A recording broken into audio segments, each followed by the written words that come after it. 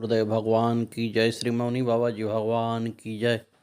प्रिय मित्रों, क्या आप जानते हैं कि गौ माता अपने शरीर के किसी एक अंग को फड़फड़ाना चाहे तो फड़फड़ा लेती है।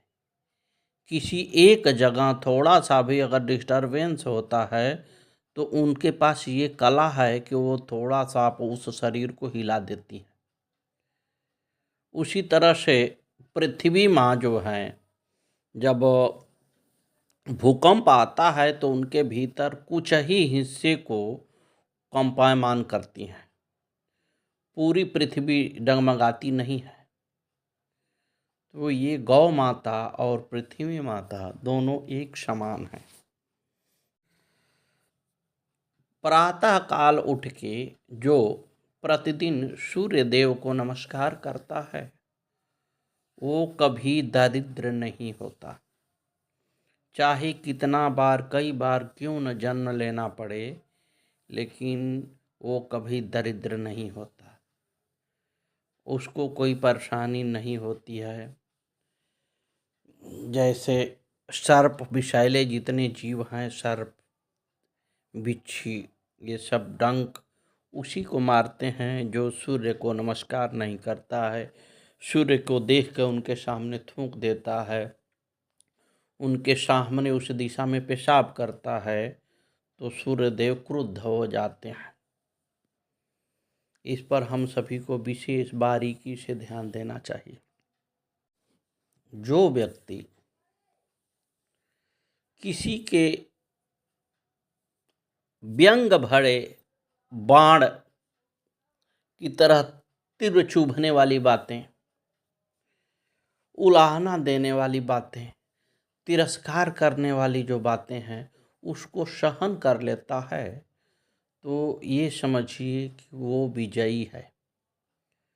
अपमान और मान दोनों का जो नज़रअंदाज कर दे वो संत होता है। संत अगर कभी भी हमारे दरवाजे में आ जाएं तो ये समझिए कि श्री हरि की कृपा है। प्रभु के कृपा के बिना संत हमारे दरवाजे पर आ नहीं सकते। क्यों कि संत भगवंत, संत जो है प्रभु के प्रतिनिधि होते हैं और जब उनकी कृपा होती है तो संत महात्मा हमारे दरवाजे पर आते हैं। अन्यथा महाराज बड़ा दुर्लभ है कि संत हमारे दरवाजे पर आएं। अगर आ जाते हैं तो हमको चाहिए कि शिष्टाचार से पेश आएं, यथाशक्ति उनके ऊपर ध्यान दें, उनकी सेवा करें, उनका परवरिश करें, जो हो सके उनके लिए मैं करूं। इसलिए कि वो आपके हाथ आए हैं ना, वो खाली हाथ नहीं आए हैं। वो तो आपका भंडार भरने आए हैं। अपने पाप, आपके जो पाप हैं उसको नष्ट करने वो आए हैं। इस तरह से वो कहाँ जाने। संत इस तरह से नहीं जाते हैं, कुछ न कुछ आपको दे के जाएंगे। तो हमारा भी कर्तव्य है कि उनके दिनचर्या में थोड़ा सा हम भी सहयोग कर दें, थोड़ा सा ये देखें कि उनको तकलीफ ना हो, विधिवत सेवा करें। संत महाराज बड़ा दुर्लभ हैं इस पृथ्वी पर, और कहीं मिल भी जाएं तो ये समझिए कि श्री हरि की बड़ी भारी कृपा है। साहब, संतों का जितना सानिध्य मिले उतना ही अच्छा है। ये दुर्लभ चीज़ें हैं, मिलती नहीं हैं। मिल भी जाती हैं तो व्यक्ति कोसों दूर भाग जाता है।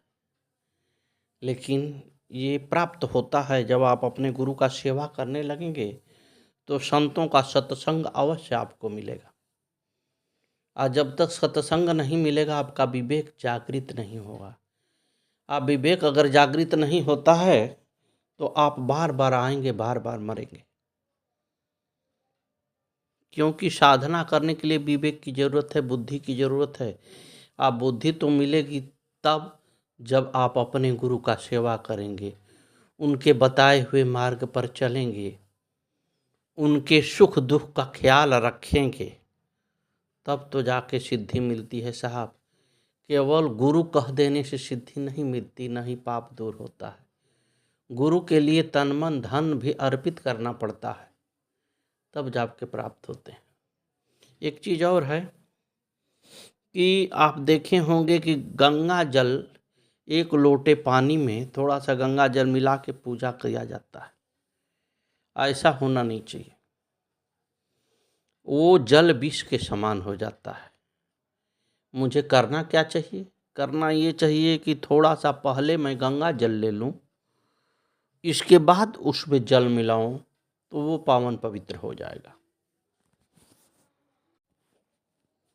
स्वामी रामकृष्ण परमहंस अपने पत्नी शारदा में भी माँ काली के दर्शन करते थे, इसलिए वह उन्हें माँ कहा करते थे।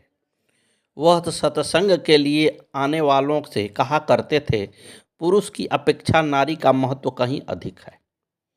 नारी ही परिवार को पालती पोसती है, उसे संस्कार देती है। साधु को प्रत्येक नारी में अपनी माता के रूप का दर्शन करना चाहिए। स्वामी जी को अपनी मृत्यु का आभास हो गया था।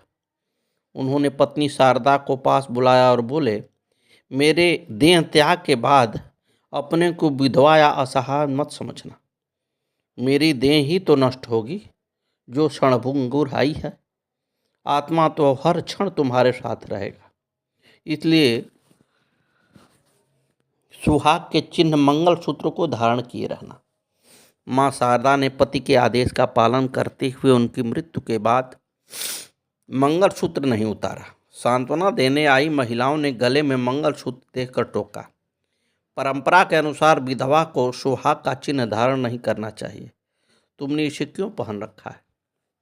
माँ शारदा बोली, मेरे पतिदेव की सिर्फ देह ही तो नहीं है, उनकी आत्मा तो आज ही हर समय मेरे मार्गदर्शन करती है। फिर मैं विधवा कैसे हो सकता हूँ? जय जय श्री सीताराम, श्री सतगुरुवे नमः। एक बात है कि जिस घर में प्रभु की चर्चा बराबर होती रहती है, वहाँ नकारात्मक रूह तो प्रवेश ही नहीं कर पाएगी। उसको जगह मिलना चाहिए प्रवेश करने के लिए। और जहाँ सदगुरु की चर्चा होती हो, वहाँ जगह कहाँ मिलेगी? सदगुरु की जहाँ चर्चा होगी वहाँ ऊर्जा विद्यमान हो जाएगा। और जब अखंड ऊर्जा जहाँ विद्यमान होगा, वहाँ नकारात्मक ऊर्जा का कहीं जगह ही नहीं, वे प्रवेश ही नहीं कर सकती। इसलिए कहीं भी रहें, हरि गुणगान करें। इससे आपका भी मंगल होगा, आपके परिवार का मंगल होगा। अगर दीक्षा लिए हैं तो सद्गुरु के दिए हुए मंत्रों का जाप करें। अगर गुरुदेव आपके सशरीर हैं तो उनका भरण पोषण का ध्यान दें, उनका सेवा अवश्य करें, जिससे कि आपका ये लोक तो तरा ही तरा, वो लोक परालोक जहाँ जाएंगे आप, वो भी तर जाएगा। आपको फिर आने की ज़रूरत नहीं पड़ेगी। अन्यथा साहब अपने में ही लगे रहेंगे तो मरने जीने का झंझट से आप छुटकारा नहीं पा सकते। गुरुदेव महाराज की जय। जय जय श्री सीताराम।